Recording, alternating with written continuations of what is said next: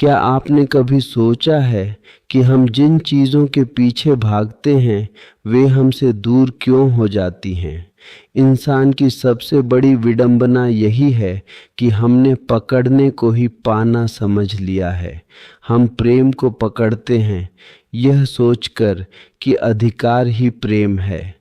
हम धन और ओहदों को जोर से थाम लेते हैं ताकि अपने डर के चारों ओर सोने की दीवारें खड़ी कर सकें।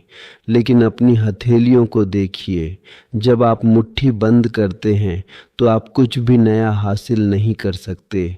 आप जितना जोर से भींचेंगे दर्द उतना ही गहरा होगा। हम सब उन चीज़ों का बोझ ढो रहे हैं जिन्हें कभी पकड़ने के लिए बनाया ही नहीं गया था।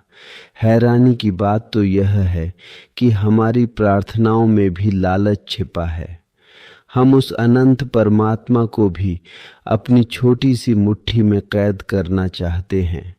हम चाहते हैं कि सत्य हमारी शर्तों पर चले, हमारी सीमाओं में रहे, पर सत्य एक आईने की तरह है जो समुद्र को लोटे में भरने की कोशिश करता है।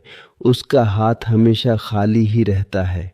आपके भीतर का खालीपन चीज़ों की कमी नहीं है बल्कि आपकी पकड़ का नतीजा है। लगाव जितना गहरा होगा अकेलापन उतना ही शोर करेगा। आप सत्य को कैद करके कभी पा नहीं सकते, उसे तो बस महसूस किया जा सकता है। जीवन कोई संपत्ति नहीं है जिसे संभाल कर रखा जाए। यह एक नदी है जिसमें उतरना पड़ता है। छोड़ने का मतलब हारना नहीं है। सच तो यह है कि आपका समर्पण जितना सच्चा होगा जीवन आपके भीतर उतना ही छलकने लगेगा। आपको सागर तक पहुंचने के लिए पानी को वश में करने की ज़रूरत नहीं है। आपको बस उसके साथ एक हो जाना है। यदि आप धारा से लड़ेंगे तो थक जाएंगे, यदि आप उसके साथ बहेंगे तो पूरी नदी की शक्ति आपकी अपनी हो जाएगी।